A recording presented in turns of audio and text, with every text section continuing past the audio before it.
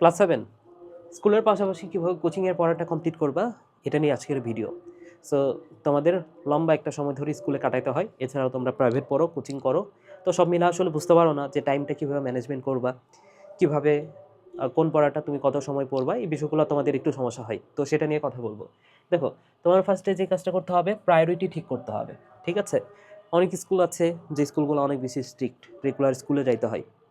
আবার অনেক স্কুল আছে রেগুলার স্কুলে না গেলেও চলে। ঠিক আছে? তারপরে আমি বলবো যে তুমি স্কুলে যাও, কারণ এই সময়টা হচ্ছে সবচেয়ে মজার সময়। তুমি যখন ক্লাস 10-এর পরে বের হয়ে যাবে স্কুল থেকে, সেই সময়টাতে বুঝতে পারবা যে আরেকবার যদি স্কুলে ফিরে যাইতে পারতাম। আমার ক্ষেত্রে তো এখন তাই মনে হয় যে স্কুল লাইফটাই সবচেয়ে, জীবনের সবচেয়ে সুন্দর সময় ছিল স্কুল লাইফ। ঠিক আছে? তো তুমি যদি স্কুলে ঠিকমতো না যাও, তুমি এই জিনিসটা কোনোদিন ফিলই করতে পারবে না। ঠিক আছে? তো এখন স্কুলে অনেক ক্ষেত্রে অসুবিধা যেটা হয় যে স্কুলে হয়তোবা অনেক সাবজেক্টেরই পড়াটা ভালো নাও লাগতে পারে, কারণ অনেক অনেক স্টুডেন্ট থাকে, 60-70 জন স্টুডেন্ট একটা ক্লাসে ক্লাস করতেছে। তো সেই ক্ষেত্রে পড়াটা হয়তোবা স্যার বুঝাইলেও তুমি হয়তোবা বুঝতেছো না, এই টাইপের অনেক সমস্যা হয়। এই কারণে আমাদের আবার বাইরে কোচিং করতে হয়, প্রাইভেট পড়তে হয়, অনেকে অনলাইনে পড়ো। তো সব মিলে আর কি বাইরে আমাদের পড়তে হচ্ছেই। ঠিক আছে? তো তোমাদের স্কুলে যদি ঠিকঠাক মতো পড়া হয়েই যায়, হ্যাঁ, স্কুলটা যদি খুব সুন্দর মতো মানে হয়ে যাচ্ছে, যে রুলের মধ্যে আছে, সব নিয়ম কানুনের মধ্যে আছে, ঠিক আছে, একটা অধ্যায় খুব সুন্দর মতো বোঝানো হচ্ছে, তো সেই ক্ষেত্রে আমার মনে হয় যে বাইরে আর খুব বেশি পড়ার দরকার নাই। কিন্তু তোমার যদি স্কুলে পড়াটা ঠিকঠাক মতো বুঝতেছো না, তোমার স্যার হয়তোবা ভালোই বুঝাচ্ছে, সব কিছুই ভালো, কিন্তু তোমার হয়তোবা মনে হচ্ছে যে না, আমি বুঝতে পারতেছি না খুব একটা এত স্টুডেন্টের মধ্যে। ঠিক আছে? তো তোমার তো বাইরে পড়তে হবে। তো সেই ক্ষেত্রে তোমার প্রায়োরিটি হচ্ছে বাইরের, মানে স্কুলের বাইরেও পড়ালেখাটা করা। ঠিক আছে? স্কুলের বাইরে যে কোচিংগুলো, সেগুলো তোমার করতে হবে। ঠিক আছে? এখন এই কারণে যে তুমি বাইরে পড়তেছো, বাইরে হয়তোবা বুঝতেছো, এই কারণে যে তুমি স্কুল ফেলে দিবা, এমন করা যাবে না। স্কুলেও যেটা তুমি মানে স্যার যেটা শেখাবে, স্কুলেও তোমার শিখতে হবে, তোমার বাইরে যেখানেই পড়ো সেখান থেকেও তোমার জ্ঞান আহরণ করতে হবে। ওকে? আচ্ছা, এখন আসো, এই যে স্মার্ট টাইম ম্যানেজমেন্ট, এটা সবচেয়ে গুরুত্বপূর্ণ। তোমার আসলে টাইম বেসড পড়াশোনা করার দরকার নেই, যে আমি ঘুম থেকে উঠবো 6টা থেকে 7টা পর্যন্ত পড়বো, এই করবো ওই করবো, এটা না। তোমার যেটা করতে হবে, বা তুমি হচ্ছে সাবজেক্ট ভিত্তিক পড়তেছো, আমি শনিবার রবিবার এই 2 দিনে হচ্ছে এই 2টা সাবজেক্ট পড়বো, সোমবারে আরেকটা সাবজেক্ট পড়বো, এভাবে না পড়ে তুমি হচ্ছে যে কাজটা করতে পারো, আগের দিন রাতেই আগের দিন রাতেই প্রতিদিন রাতে, হ্যাঁ, প্রতিদিন রাতে ঘুমাতে যাওয়ার আগে একটা প্ল্যান বানায় ফেলো যে তুমি পরের দিন আসলে কি করবা। ঠিক আছে? রুটিন বানাইতে বলতেছি না, তুমি প্ল্যান বানাও। যে তুমি তো জানো যে তোমার স্কুলে কি পড়ানো হচ্ছে, কোন সাবজেক্টটা আগামীকাল পড়ানো হবে, কোন কোন সাবজেক্ট কোচিংয়ে আগামীকাল পড়ানো হবে, এবং কোন টপিকটা পড়ানো হইতে পারে আগামীকাল, সেটা তুমি আগের রাতে একটু সিলেক্ট করে ফেলো। ঠিক আছে? এতে করে হবে কি জানো, তোমার মাইন্ডে সেট হয়ে থাকবে যে আগামীকাল আমার এই এই সাবজেক্টগুলা পড়তে হবে, এই পড়াগুলো আমার কমপ্লিট করতে হবে। এটা যখনই তোমার আগে থেকে মাইন্ডে সেট হয়ে থাকবে, তখন কিন্তু তুমি পরের দিন ওই পড়াটা কমপ্লিট করতে পারবা। কিন্তু তুমি যদি আগে থেকে সেট আপ না করতে পারো মাথায়, তুমি যদি হচ্ছে হঠাৎ করে স্কুলে গিয়ে দেখতেছো আচ্ছা এই সাবজেক্ট পড়াচ্ছে বা এই অধ্যায় পড়াচ্ছে, তো তুমি কিন্তু মানে তখন বুঝতে পারলা যে হ্যাঁ এটা পড়াচ্ছে, কিন্তু তোমার যে আগে থেকে মাইন্ডসেট নাই, এ কারণে তুমি হয়তো বা ওই দিন ওই পড়াটা কমপ্লিট করতে পারবে না।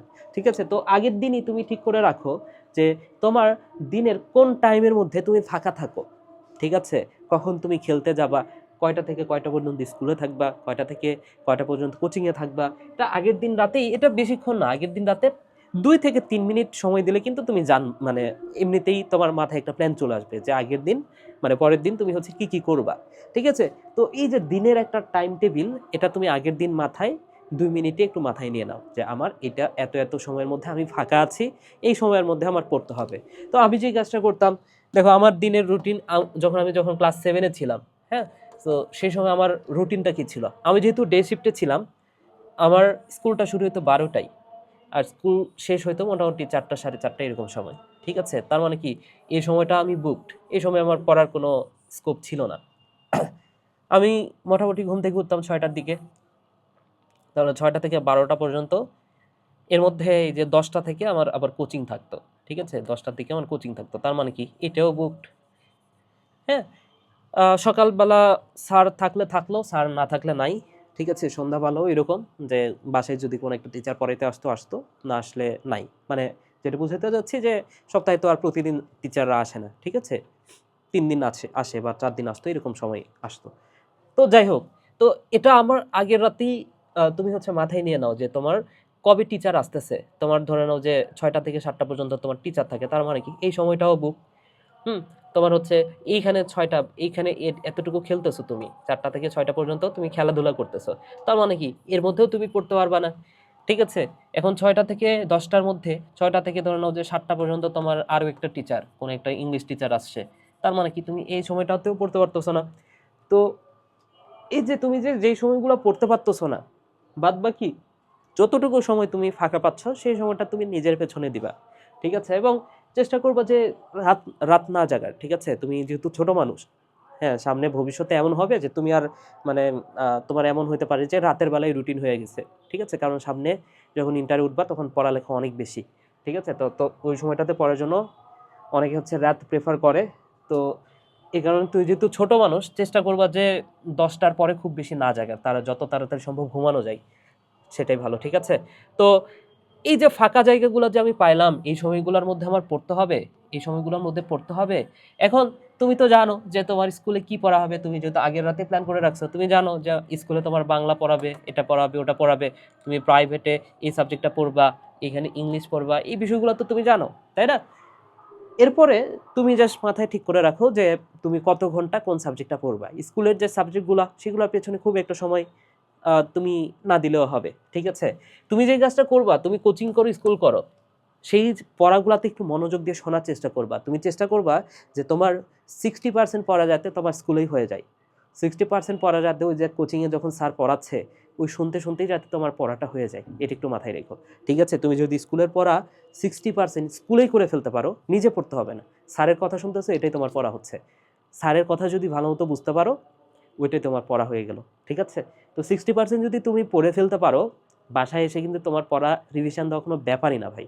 তুমি যদি হাতে মাত্র 3 থেকে 4 ঘন্টা পড়ো, 3 থেকে 4 ঘন্টা মাত্র নিজেকে সময় দাও, হ্যাঁ, এবং এটা রেগুলার দিতে হবে, যে কথাটা মাথায় রাখবা, রেগুলার, রেগুলার।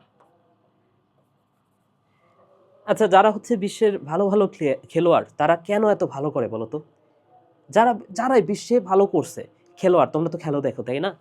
তো যারাই খেলাধুলা করে এবং যাদের নাম তোমরা আসলে জানো, তারা হচ্ছে বেস্ট বেস্ট প্লেয়ার পৃথিবীতে, তারা কেন এত ভালো করে বলো তো?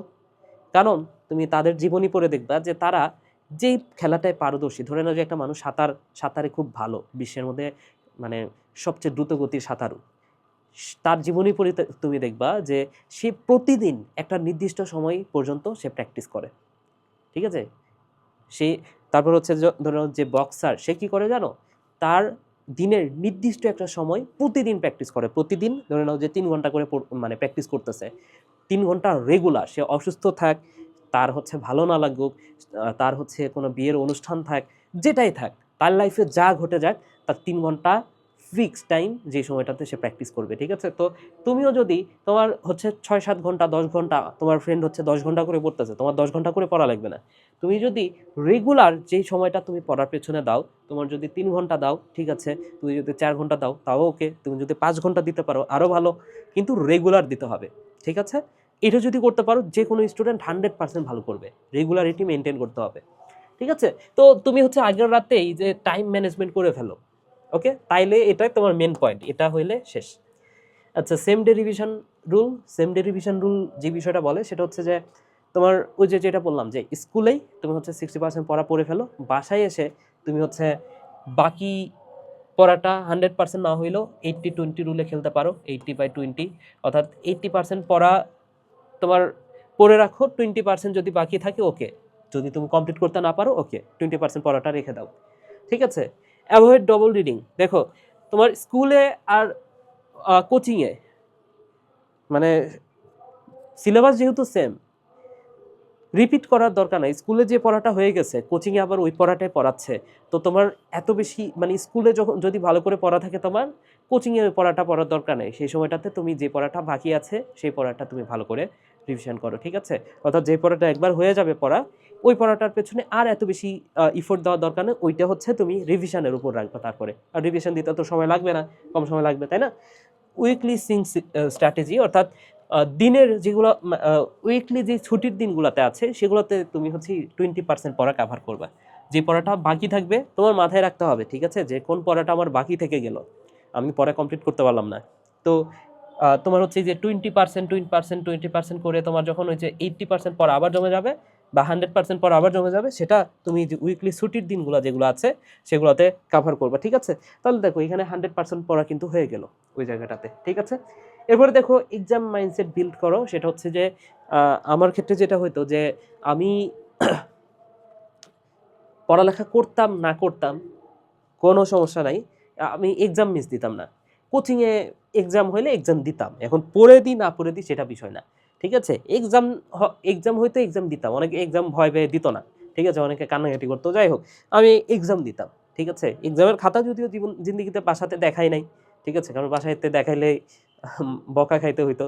হ্যাঁ, এক্সামে তো মার্ক পাইতাম না খুব একটা, পড়ালেখা করেও এক্সাম দিতাম না, কিন্তু এক্সাম দিতাম ভাইয়া, ঠিক আছে। কিন্তু তোমার পড়ালেখা করে এক্সাম দিতে হবে, ঠিক আছে, যেহেতু এখন কম্পিটিশন বেড়ে যাচ্ছে দিন দিন, মানে তুমি হচ্ছে এই যে পড়ালেখার যে জানার হারটা, আমরা ওই সময়টাতে যে বিষয়গুলো জানতাম এখন আমাদের মানে তার চেয়েও ছোট ছোট পোলাপান তার চেয়ে বেশি বেশি জানতেছে, ঠিক আছে। তো যেহেতু এক্সাম সিস্টেম মানে পড়ালেখার সিস্টেমটা চেঞ্জ হচ্ছে, তোমার আসলে এখন ভালো করে পড়ালেখা করতে হবে, এছাড়া তুমি পিছিয়ে পড়বা। আচ্ছা, তাহলে এক্সাম মাইন্ডসেট বিল্ড করো, এ আর কি বিষয়। আরেকটা বিষয় সেটা হচ্ছে অনলাইনের যে বিষয়টা, অনেকে হচ্ছে অনলাইনে পড়ো, ঠিক আছে, অনলাইন জিনিসটা খারাপ না, কিন্তু তুমি যদি ফোন টোন চালাও, ফোন চালাইলে কিন্তু খারাপ, ঠিক আছে। ক্লাস না কইরা তুমি হচ্ছে রিলস দেখতেছো, সেটা খারাপ। তো অনলাইনে যদি ক্লাস করতে হয় সেক্ষেত্রে তুমি হচ্ছে অবশ্যই চেষ্টা করবা যে রিলস বা এই জায়গাগুলো থেকে দূরে থাকার, ঠিক আছে। আর যদি ভালো একটা অনলাইন কোর্স খোঁজো সেক্ষেত্রে হালকেনস্টাইন থেকে এই যে ক্লাস 7-এর কমপ্লিট একাডেমিক প্রোগ্রাম যেটা আছে সেটা পারচেস করতে পারো, ঠিক আছে। সো এই আর কি আজকে ভিডিও। তো ভিডিওটা এখানে শেষ করছি, সবাই ভালো থাকো, সুস্থ থাকো, টাটা।